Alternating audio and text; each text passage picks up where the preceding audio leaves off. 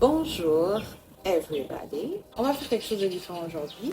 Ça fait des mois que l'un d'entre vous m'avait demandé comment je fais mon visage, mon make-up et tout avant les vidéos et je n'avais pas eu l'occasion de le faire jusqu'à présent. Je vais profiter du sujet qui est d'être bien dans sa peau et aussi voilà, de l'achat que je viens de faire. Je viens de m'acheter un kit make-up de chez le miel make-up, je crois. Je vais poster son truc, je vais poster sa page quelque part ici. Et voilà, on va faire une make-up ensemble et on va parler de comment avoir toujours confiance en soi. C'est parti, on commence. Je tiens à préciser que ceci n'est pas un tutoriel. D'accord? Je ne suis pas voilà, maquilleuse ou quoi. Je me maquille, c'est tout. Je vous montre juste comment je fais. Peut-être qu'il y a des trucs qui vont vous plaire dedans ou qui vont vous aider. Fondamentalement, ce qu'il faut comprendre, c'est que la manière dont ta vie fonctionne, c'est qu'elle s'aligne à ce que tu dis. La façon dont tu te parles, c'est comme dans un film. Les films, il y a des fonds sonores. C'est un peu comme les réglages, les couleurs et les réglages de musique. Ça met et sets the tone. Genre, ça montre le mood de ta vie et de comment, en fait, les choses vont se passer. Par exemple, si tu suis un film comique et qu'il y a quelque chose de tragique qui se passe dans le film comique, c'est vrai que ça fait mal, ça fait peur ou un truc comme ça, mais tu sais que c'est un film comique, donc tu sais qu'à un moment donné, vous allez finir par rire ou ce genre de choses. Maintenant, si tu es dans un film d'horreur, tu sais que même si le groupe de personnes sont en train de rire, sont en train d'acheter des choses et tout, ça va finir dans un bain de sang en fait. C'est un peu le même principe, mais c'est encore plus puissant avec les paroles. C'est pourquoi beaucoup rentrent dans le système d'affirmation, les paroles que tu te dis chaque matin et tout. Et ça aussi c'est dangereux. Même parce qu'une phrase est jolie à entendre, qu'elle est bonne à répéter tous les jours devant le miroir chaque matin. Déjà le fait de tomber sur une phrase sur le net est déjà un red flag. Parce que tu ne sais pas comment la phrase a été là. Et tu ne sais pas quelles étaient les motivations. Tu ne sais même pas si la personne est saine d'esprit. Tu vas seulement, tu vas sur le net, c'est joli à entendre, tu prends. C'est pas bien de faire ça. On va prendre un exemple bête. Je suis trop belle pour souffrir. Donc, la dame, elle a pris son je suis trop belle pour souffrir.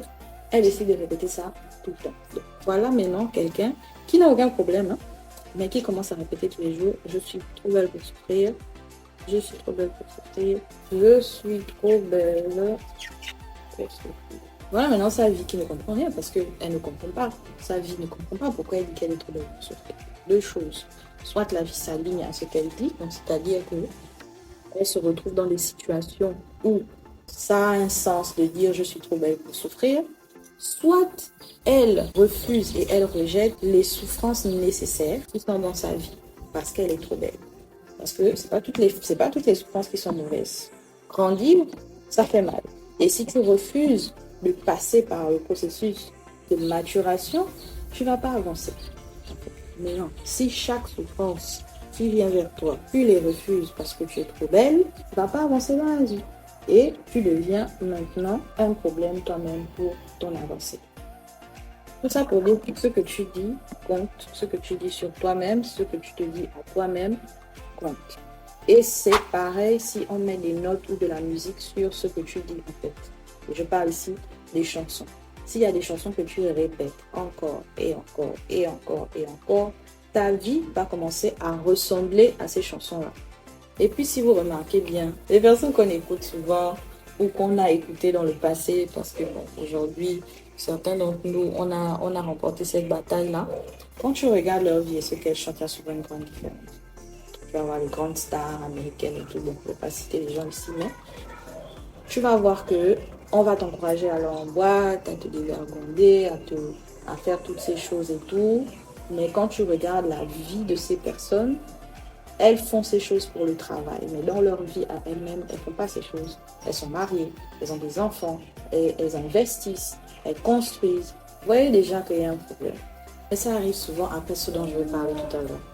On a tous un moment dans nos vies où on est un peu perdu. La plupart du temps, ça commence à la puberté. Et en fait, ce qui se passe, c'est que on n'est plus vraiment l'enfant qu'on a été ou la personne qu'on a été, mais on n'est pas encore tout à fait la personne qu'on veut être. Et parfois même, on ne sait même pas qui est cette personne-là qu'on veut être. Donc, on est là, on ne se sent pas bien, on est juste mal à l'aise. On ne sait pas quoi faire, on ne sait pas comment avancer, on ne sait pas si on doit avancer. Donc, c'est vraiment une période de nos vies très difficile à gérer. Si ce que tu dis n'aligne pas ta vie à ce que Dieu dit, tu es dans les problèmes. Et une autre vérité, c'est que toutes les paroles normales là, ne peuvent pas aider tout le monde selon leurs besoins. Mais la parole de Dieu étant vivante, elle sait comment s'adapter à ton besoin spécifique et s'adapter à moi aussi selon mon besoin spécifique. Dès le moment où tu vas décider de parler comme Dieu, tu ne vas pas seulement te sentir bien longtemps, mais tu vas te sentir évoluer, transcender au-delà de ta peau et même la transformer à ta guise. Et il y a aussi le cas où on pense qu'on sait qui on veut être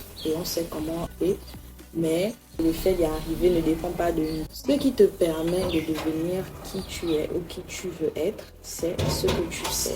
Et si tu ne l'es pas encore, c'est parce que tu ne sais pas encore soit comment y arriver, soit ce qu'il faut que toi tu fasses pour y arriver. Parce que tu peux savoir comment y arriver en général. Et tu te dis que, par exemple, c'est parce que je n'ai pas ça ou ça que je ne peux pas y arriver en général. Mais il y a une manière où toi, spécifiquement, tu peux y arriver.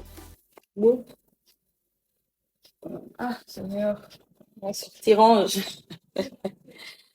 Ce moment de transition-là ne veut pas être un moment de confusion, mais un moment de recherche, un moment d'expérience, un moment où on fait des erreurs parce que on ne doit pas se priver d'essayer de nouvelles choses, d'essayer de nouvelles expériences, de se donner, bien sûr en restant correct. Hein, voilà, je ne vous ai pas dit d'aller faire des choses qui vont vous emmener en enfer. Il y a ce que tu penses vouloir parce que tu as grandi dans un certain environnement et tu te dis que ce que tu as toujours vu, c'est ce que tu voudras toute ta vie. Alors que c'est juste le fait de ne connaître que ça qui te donne l'impression que c'est ce que tu veux. Et après, quand tu grandis et que tu expérimentes, tu avances, tu te rends compte que ce n'est pas ce que tu veux. Et quand j'ai connu le Seigneur, j'étais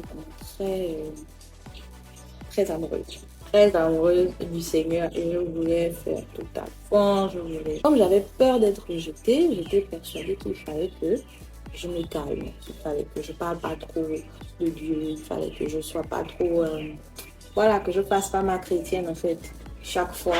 Comme ça, au moins, les autres allaient être à l'aise autour de moi et je n'allais pas être bizarre et j'allais vivre bien. Mais je me trompais.